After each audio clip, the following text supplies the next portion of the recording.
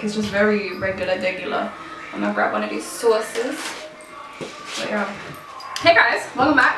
Hi. As you can see, today we're doing a chill, laid back mukbang type video. We're going to be talking about like Ramadan. It's coming up soon. It's in like 3 days, right? 3 or 4 days? I mean, it depends on when you're launching this. But at the time of filming, Ramadan's landed. Yeah. Ramadan is here, do you know what I mean? So we're going to be talking about, you know, just experiences, maybe some tips. You know, these two have a class coming during Ramadan that, you know, everybody should come and attend. It's women's only as well, right? So to all my ladies out there trying to keep fit, keep it all tight or whatever, especially during Ramadan when you're eating good. Link in the description, do you get it? You need to pull up to these classes because they'll really have you snatched. But yeah, I'm just gonna get stuck in and talk about it.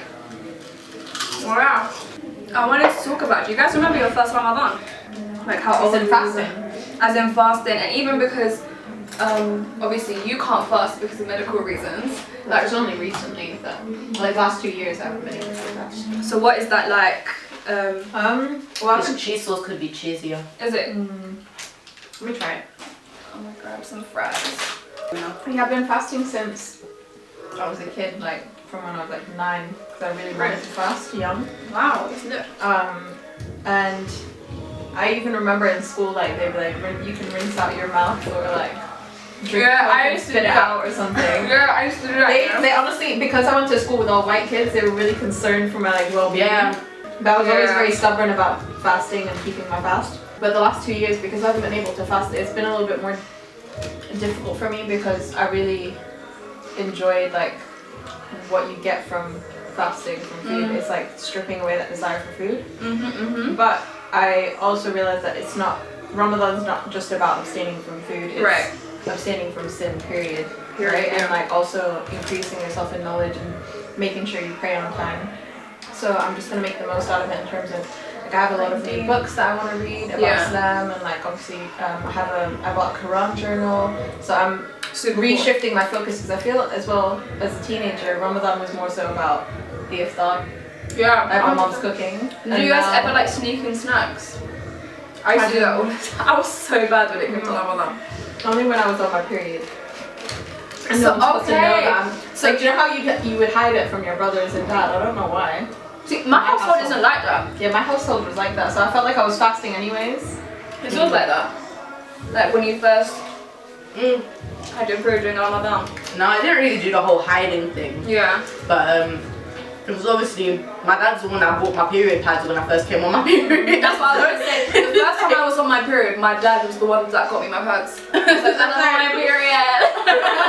In my household, I don't know if it's a Libyan thing, but you don't talk about your period in front of your brothers and dad. Yeah. And you don't show, like my mom just always taught me not to show that you were on your period, so you'd have to like hide and secretly. I know, it happens a lot. I think it happens in Mauritian culture, Mauritian families, but because I grew up with my dad and my brother, it was like, it was inevitable. Yeah. One time my brother was like, so my brother used to, you know, it's like my big brother, he like tried to remind me. So one time, I was on my way out of the house, he was like, did you pray first? Did you pray yet? And I was like, no.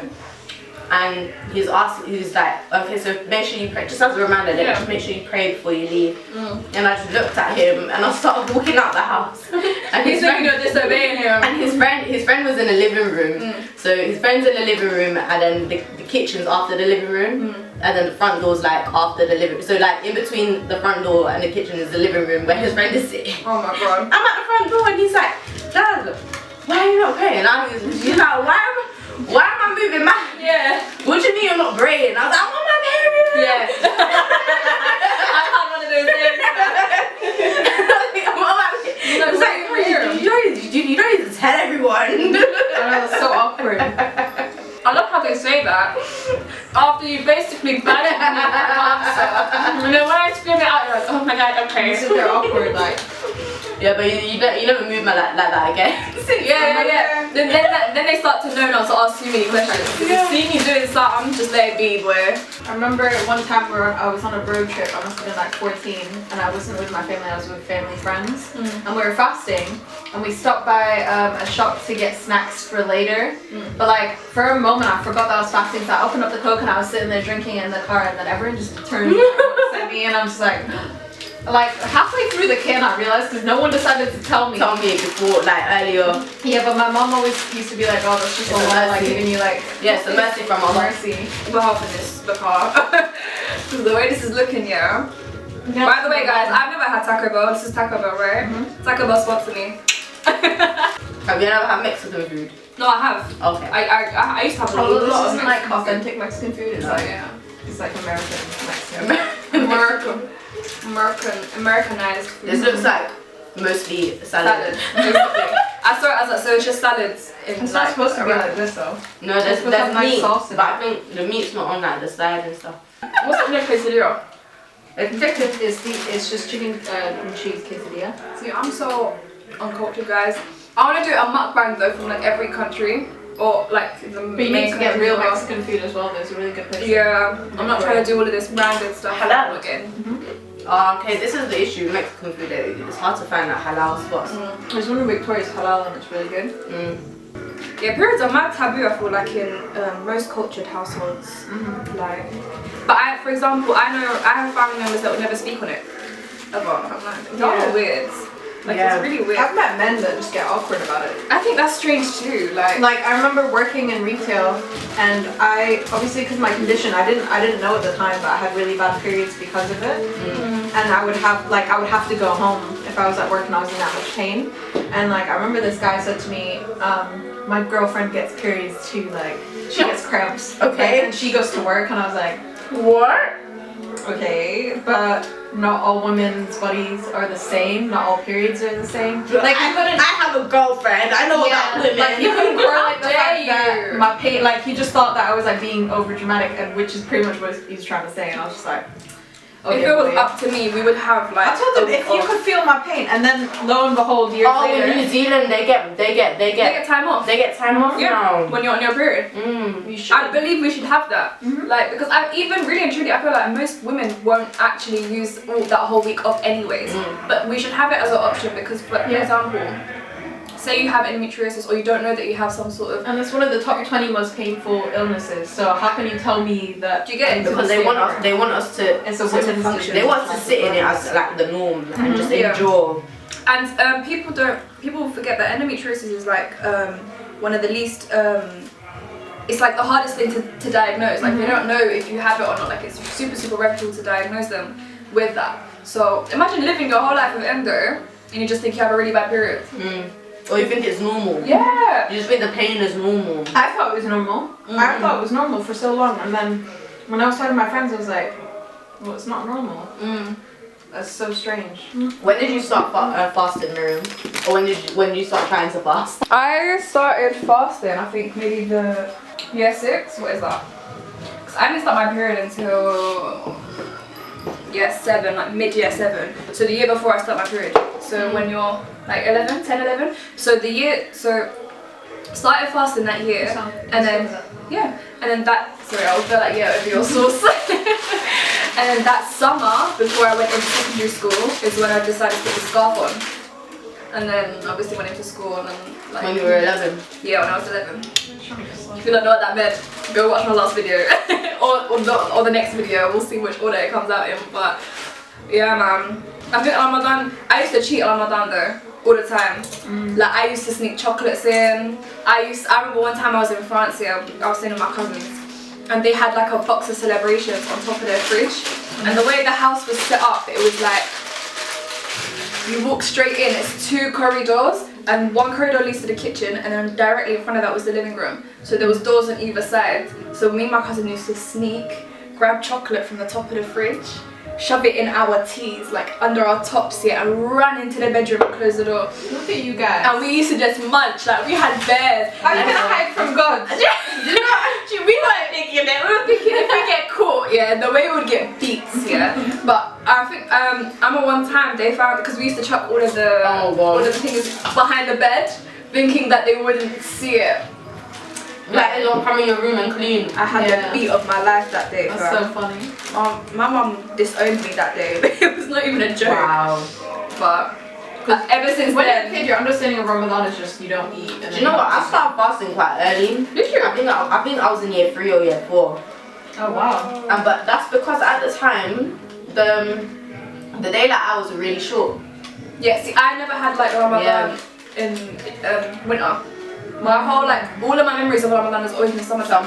No, I remember summer. So me and my brother at that time we were fasting. My brother's only a year older than me. Okay. So I would have been year 3, he would have been year 4, something like that. Yeah, my brother did it with me as well. And that's how we got, because most kids they start fasting like half day. Yeah, I did that. I used to fast half day, half of the month, and then I started doing half day the whole month the year after, and then all of it just at once. Yeah. So because the days were already short, we didn't even do the half day thing, we just did the full one. And obviously our parents kind of made it optional for us. It's not 5 to 5. I think it's good that it prepares you for it. Yeah. Yeah. So, but we just got used to it from then.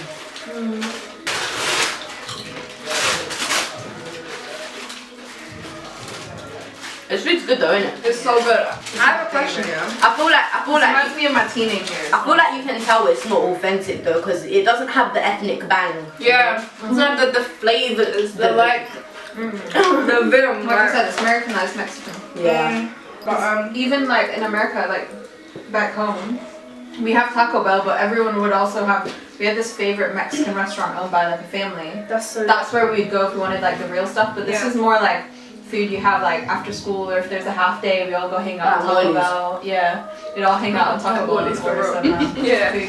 What do you guys think of like? I was on I think Instagram the other day, and someone was complaining about you shouldn't be a Ramadan Muslim, like you should be a Muslim. Why are people still having that conversation? I'm confused. Do you see what I'm saying? So for me, I was like, but surely you'd want to be a Ramadan Muslim. That's the whole point of Ramadan. Do you know what I mean? I don't understand what the whole conversation is about. But did someone actually say that? Yeah, it went on like a viral Muslim page. So basically, whatever sins I'm doing right now, I should continue doing throughout Ramadan. Is what you're saying? Do you know what I mean? That doesn't make sense. It actually doesn't make sense. Like I think it's better if someone's trying during Ramadan versus not trying at all. That's the whole point. You know what I mean? Like the whole point. Ramadan is a month of healing. Do you get it? You're supposed to just do as much as you can because you're giving. You're literally. You're one of these. What is it? Apples. That's alright. Let me just. Sitting right now. I just said keep eating. Yeah. This one she's had back to back or whatever those quesadillas are. That's my childhood right there. Back to back. But yeah, like your rewards and everything is going into my dip. You have yours right there. It's almost finished. It's not dippy enough. It's not dipping enough. There's no room to dip. Yeah, I just think that's weird. That's a weird statement. How can you tell somebody not to be a Ramadan Muslim when that month could save them? People keep trying to make Islam like an exclusive club only for the most highest. Like gatekeeping it. Yeah, like gatekeeping, like Islam is supposed to be for everyone. So. It's not supposed. It is. Yeah. You can come from the maddest past and enter Islam and do bits. Have you not watched Ertugrul? Ertugrul, is it a Turkish thing? Yeah. It sounds like a Turkish. I don't watch them things there. No, you don't need to watch it. It's actually so. Is it the one that everyone's raving about? It's based on the history of like the Turkish Ottoman Empire.